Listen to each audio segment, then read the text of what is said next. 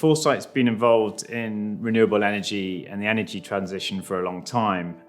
So we've been contributing on that front over the last many years. But actually, we've been looking at other challenges, sustainability challenges, so primarily land and food. So about 4 years ago, we started looking into that space and thinking, how else can we make a positive impact? What can we offer our investors in terms of product? And on the land side of that, we identified sustainable forestry and commercial forestry as the perfect entry point into that sustainable land challenge and that sustainable land space. What attracted us towards it was the ability to generate a financial return, but also have really strong sustainability and ESG output. We also noticed that in the forestry space, a lot of the funds that are available and the investment products that are available are in private structures. And there was no listed natural capital fund available, no UK-focused forestry fund. And so now that we're on the market, we believe that gives us a really strong first mover advantage to offer that liquid access to a natural capital. So in terms of our other drivers and our purpose and our mission, really, we see in the UK forestry, historically, we've seen quite a lot of bad practices and things that could be improved. And so we wanted to sort of launch something that's progressive and changes the face of UK forestry, doing things in a more sustainable way with our different mindset and approach to things. So every project that we carry out, every forest we manage, we're trying to deliver positive change and do it in a slightly different way. Well, we recognise that climate change is the greatest threat to human health in history. And we also recognise that nature-based solutions, such as forestry and afforestation, have a fundamentally important role in humanity's fight against climate change. From a financial perspective, we also observed a very rapid expansion in corporate net zero pledges. And each of those pledges requires both a significant decarbonisation of activities and the use of voluntary carbon offsets to offset unabatable or unavoidable emissions elsewhere. And we believe that those rapidly rising pledges will result in a shortage in the supply of particularly nature-based carbon credits, and that we could well see rapidly rising voluntary carbon credit prices. So that, as well as increased support from the UK government in the form of more generous grants and subsidies, particularly for afforestation, has meant that the economics of investing in UK afforestation and forestry has become more attractive.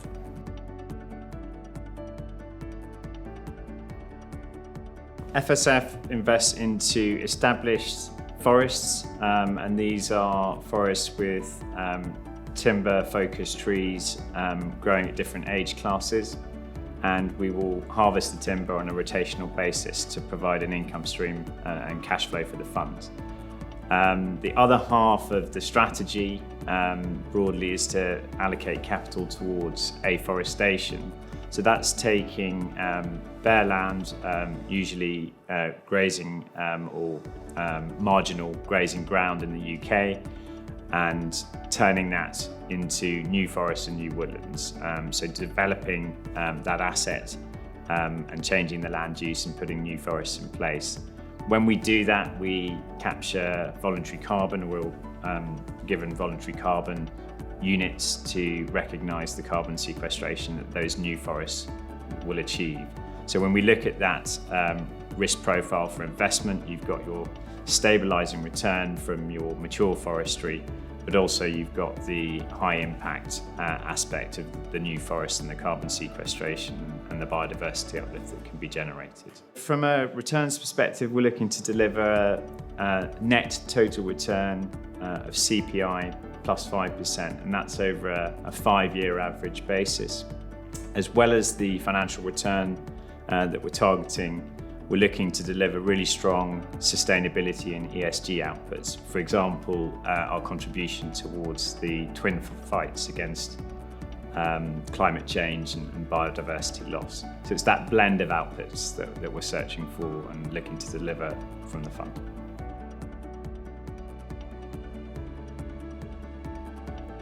We IPO'd Foresight Sustainable Forestry on the premium segment of the main market of the London Stock Exchange in November of last year. In that process, we raised £130 million from a diverse pool of similarly sustainably minded investors. And in doing so, we became the LSE's first natural capital focused investment company. The IPO ceremony was a real personal highlight.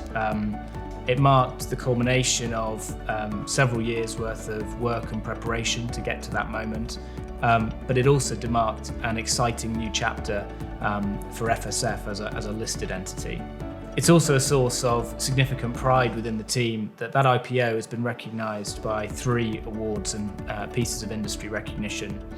In particular, Investment Week recognised it as the most innovative fund launch of the year, and the CBI have recognised it for its contribution to providing finance towards the fight against climate change. During the year, we've acquired 50 assets in total. And in terms of land, that covers about 9,600 hectares. The vast majority of the projects are in Scotland, but we do have assets in Wales and Northern England as well. In terms of our allocation and the split of different assets, we're looking to have it 40 to 50% allocated towards afforestation. And we've achieved that target, so we're currently sitting at about 41% afforestation, so that's great. And if you look at all of our afforestation schemes in the portfolio, we're looking to plant 9 million trees in total, and those trees will sequester about 1 million tonnes of additional carbon during their lifetime. So we're looking to then, off the back of that, ascribe for voluntary carbon credits, so that's exciting. We've also, as part of that batch of afforestation projects, completed planting on our first 2 schemes, so that's about 500,000 trees that we planted. And in those 2 forestry designs, one of the key focuses was to try and put endangered species, tree species, into the mix. And so we've put in some areas of holm oak and juniper, so that's exciting to see that as part of the design and part of the mix.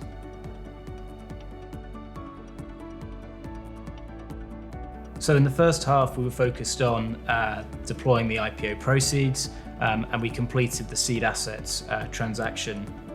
At the half-year point, at the interims, we reported a strong gain. The NAV per share went from 100 pence at IPO up to 104.2 pence at the half-year point.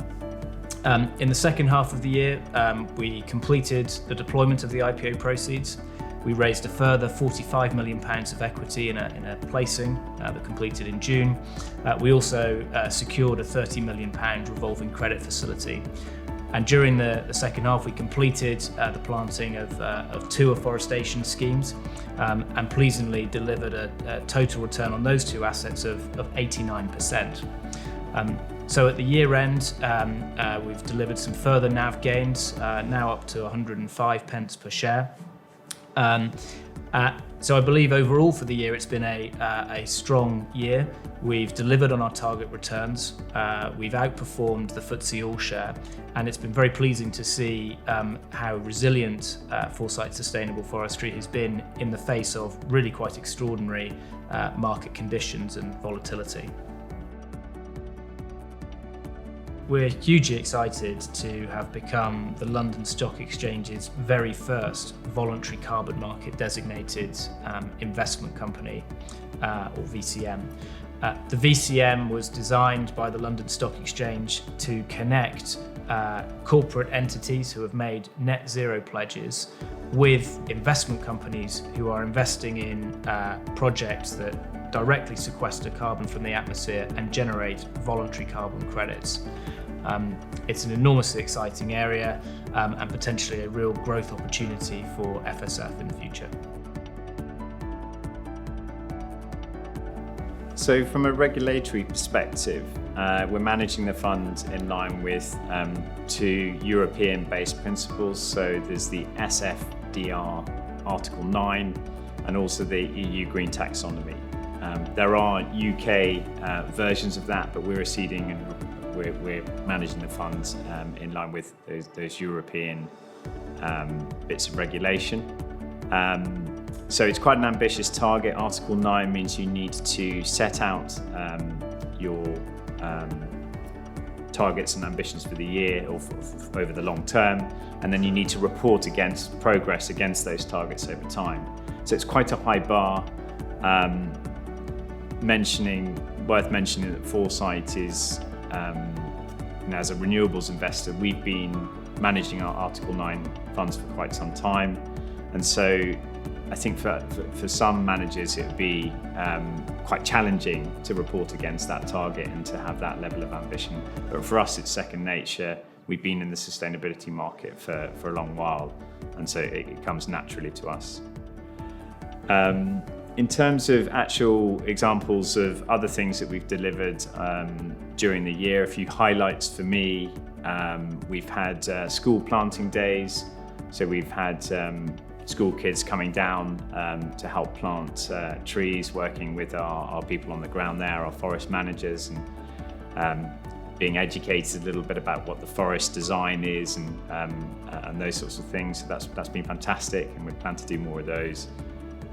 We've had some seed collection days through our partnership with the Eden Project, where members of the local community are invited to join up with Foresight staff and members, and also our forestry experts, and get people together to talk about wildflower seed collection. So that's been really good fun and great for engagement with local communities.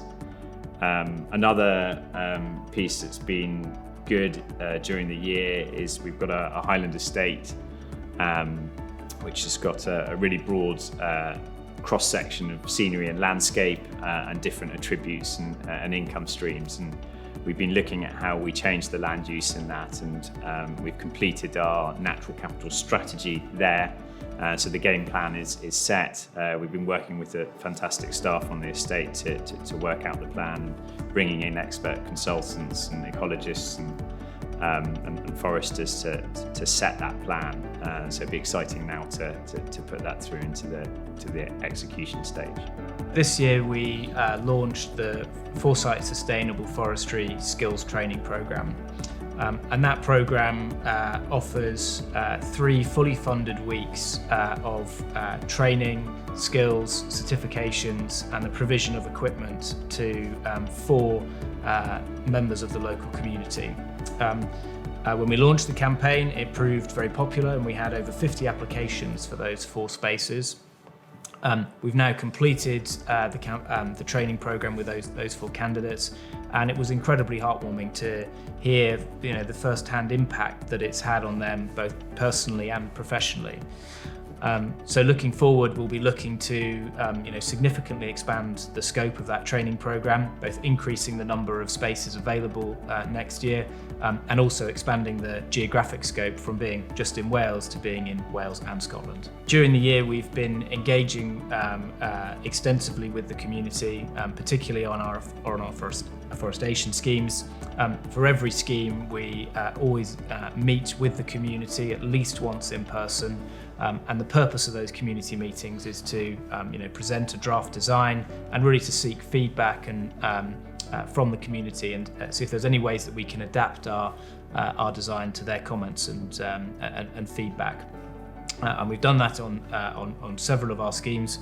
As an example of the sort of changes that we've listened to, on Bank Farm, which we've now completed the planting of, we introduced mountain biking trails that connect with mountain biking trails in a neighbouring forest, and they've been put in there really to help improve the sort of mental health and well-being of the local community, to encourage the use of the asset. We've also introduced a car park. Again, it's free for use of local residents, and again, that's about improving the accessibility of that space.